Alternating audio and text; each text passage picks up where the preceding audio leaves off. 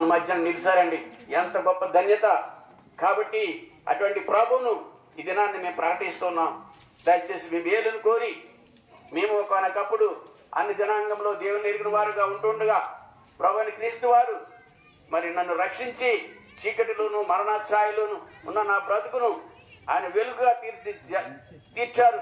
అంతేకాదు ఆయనలో నిత్య జీవం ఉంది. నేనే మార్గం సత్యము జీవం అని చెప్పి ప్రకటించినారు.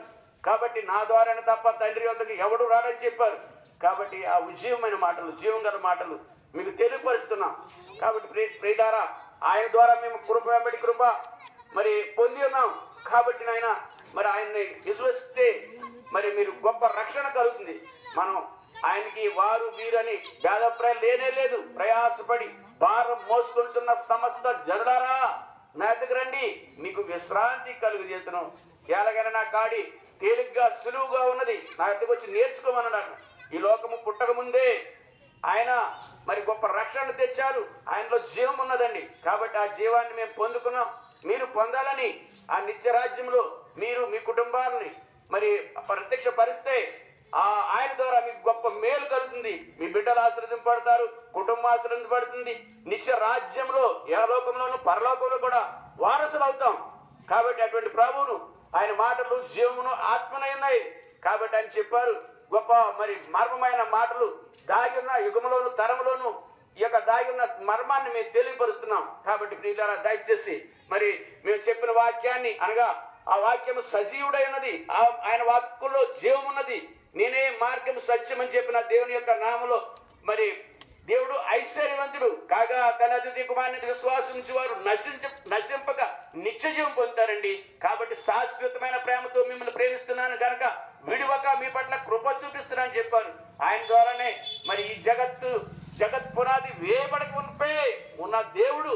కాబట్టి యుగాంతమందున్న మనకు ఆయన ప్రత్యక్షమై ఈ రీతిగా ఆయన మరి ఇంకా ఆయన మరి స్టేటస్ ఏంటంటే ఆయన దేవునితో కూడా ఉంటా విడిచిపెట్టకూడని భాగ్యం ఎంచుకోనలేదు, కానీ తాను దాసుని స్వరూపం ధరించుకొని రిక్తునిగా చేసుకుని ఈ లోకమునికి వచ్చి నన్ను రక్షించారండి. కాబట్టి అటువంటి ప్రభువును మీరు ఎక్కడున్నా సరే మరి యేసు ప్రభువుని మీ నోటు తోపుకుని 100 మంది విశ్వసిస్తే చాలు, మీలో గొప్ప రక్షణ కలుగుతుంది, మీ కుటుంబంలో గొప్ప రక్షణ కలుగుతుంది. ఆయనలో బుద్ధి జ్ఞానము సర్వ సంపదలు ఆయన గుప్తములైనవి. ఆయన నా నామం ద్వారా ఏదడిగినా మీకు దయచేస్తారన్నారు. కాబట్టి దైవజనులు మరి ఇక్కడ మా సహోదరులు మీ గురించి ప్రార్థన చేస్తారు. దయచేసి మీరు ప్రార్థనలో ఏకేపిస్తే మీ గొప్ప రక్షణ కలుగుతుంది. మీ కుటుంబం మీరు ఆశీర్వదింపబడతారు. బంధకాల నుంచి విడుదల కలుగు చేసుకుంటారు. ఏ అనారోగ్యం ఉన్నప్పటికీ, అస్వస్థ ఉన్నప్పటికీ, పాప భారములు ఉన్నప్పటికీ ఆయన రక్తం ద్వారా, యేసుక్రీస్తు రక్తం ప్రతి పాపం నుండి కడిగి పవిత్రపరుస్తుంది. కాబట్టి మీరు నోటితో ఒక్క మాట ఒప్పుకుంటే చాలు, మీరు రక్షింపబడతారు. దయచేసి మీ గురించి ప్రార్థన చేస్తూ మీరు ఏకేమించండి. ప్రార్థన చేస్తారా? ప్రార్థన. కాబట్టి ప్రభు అయిన యేసునందు విశ్వాసం ఉంచుము, అప్పుడు నీవును నీ ఇంటి వారిని రక్షించబడదురు. ఈ వాక్యము నమ్మదగినది, పూర్ణ అంగీకారములకు యోగ్యమైనది. ఈ రాత్రి నీవు కూడా ఈ మాటలు నమ్మినట్లయితే మీ మనసులో వచ్చిన ప్రార్థన చేసుకోండి.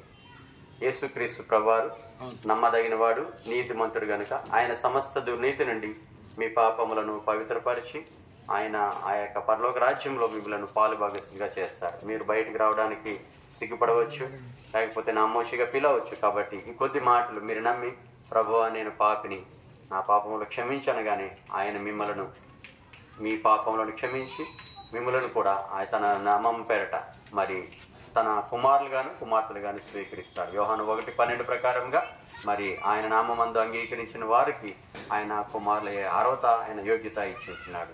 ప్రార్థన. ప్రేమగల తండ్రి, ఎవరైతే ఈ మాటలు వింటూ వచ్చారో ఆ మాటలను ప్రభా వారి హృదయం మందు విశ్వసించి వారి జీవితాలకు వారి ప్రభా మరి నీవు ఈ లోకంలోనికి వచ్చింది మా పాపములు క్షమించి మాకు నూతన జన్మ ఇవ్వడానికని వారు గుర్తించి, ఓ ప్రభా తండ్రి రాగల దినాల్లో వారిని నీ రాజ్యంలో వారు పాలుభక్తులు కాగలకి సహాయం చేస్తున్నామని అడుగుచు, ఎవరైతే ఈ యొక్క ప్రయాసలో తండ్రి పరిచర్యలో ప్రయాసపడుతుంటున్నారో వారు ప్రయాస వ్యర్థం కాదని, ఓ ప్రభా ఈ మాటలు నిత్య జీవపు మాటలని ఓ ప్రభా ఆ యోహాను సువార్త 5:23 ప్రకారంగా ఓ తండ్రి మరి ఈ మాటలు తండ్రి వారికి నిత్య జీవార్థంగా ఉన్నట్టుగా సహాయం చేస్తున్నామని అడుగుచు వందనాలు చెల్లించుకుంటూ వస్తూ మహిమా ఘనత ప్రభావాలు ఆరోపించుకుంటూ వస్తూ మా కొరకే త్వరలో రాబోతున్నటువంటి యేసుక్రీస్తు ప్రభువు స్తుతించి ప్రార్థించి వేడుచున్నాం తండ్రి.